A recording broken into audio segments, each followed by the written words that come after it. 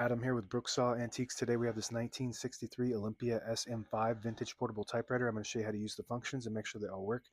Made in Western Germany, and along with the other SM models, some of the best of all time. Excellent German engineering.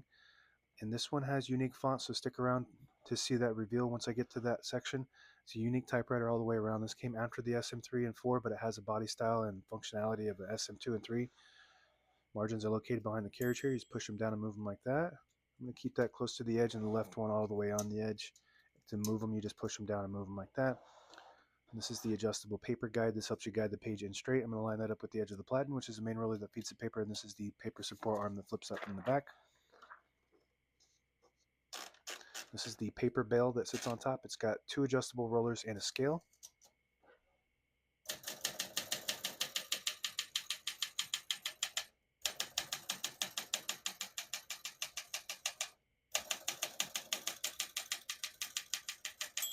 Once you hear the bell, you're at the end of the margin. Hit this line space, get you back to the beginning. It skips 1.5, or 2 spaces. Right now we have it on single, but if we want 1.5, just flip that switch forward 1 notch. It skips 1.5. One more, it skips 2. We're going to keep that on single for now and finish typing. As you can see, all the keys type nice and none of them skip or stick. I'll type a sentence in red on the next line. I switch from black to red. There's a switch on the right side. Flip that down to the red indicator. It prints the bottom portion of the ribbon, which is red. When you have it in the middle, it doesn't print any ink at all. It just leaves a stencil for copying purposes. When you have it up top, it prints the top portion of the ribbon, which is black. We're going to move that down for red.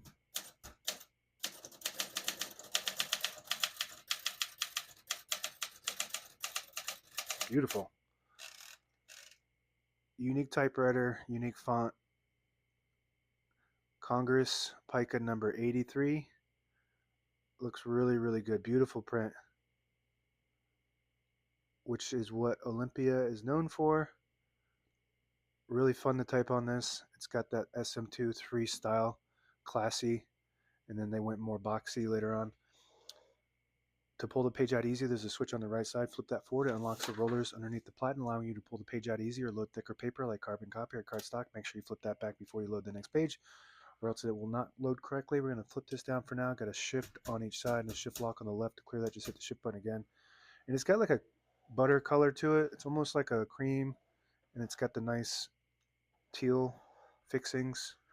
MR stands for margin release. When you get to the end of the margin, there's a mechanism that blocks you from printing. Hit that MR button. It does allow you to get past that and go all the way to the end. Very good. And I'm getting yelled at a lot for typing on the platen without a piece of paper. So I'm not going to try. I'm going to try not to do that anymore. Backspace on the right side. Very good. Tab on the top right. So this has a manual tab set, just like the SM3. Back here, just kind of like the margins, you just push them in and move them like this. And you got 1, 2, 3, 4, 5, 6 of them. And when you hit the tab button, it just stops at each one of those like that. Very smooth. Very good. Backspace, I think I did that.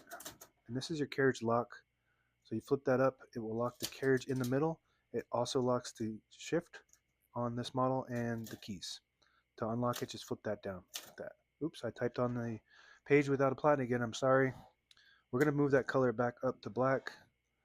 And all the brand new ribbons loaded on the left side, so it's pulling clockwise.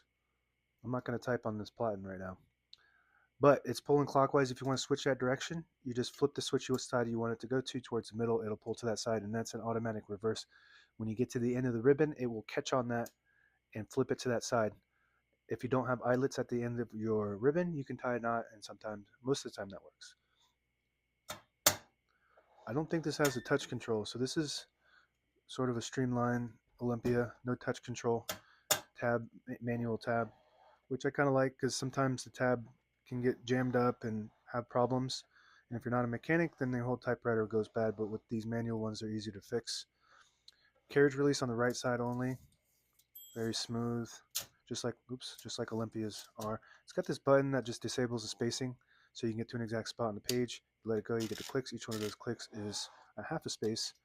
It's got another function like that on the left side, and if you push the line space selector all the way back, disables as well. So 3 options to do that, but you only want to do that when you really need to, or else you'll lose your line, and it's pretty much impossible to get back to that exact spot. It does have holes in the card holder here. That's the little windows, and those holes have a little wedge in there, and you put a pin in there and you can draw straight lines. So a lot of typewriters actually have that and go unnoticed. And that's it. Now available on eBay or Etsy. Search Brooksaw Antiques.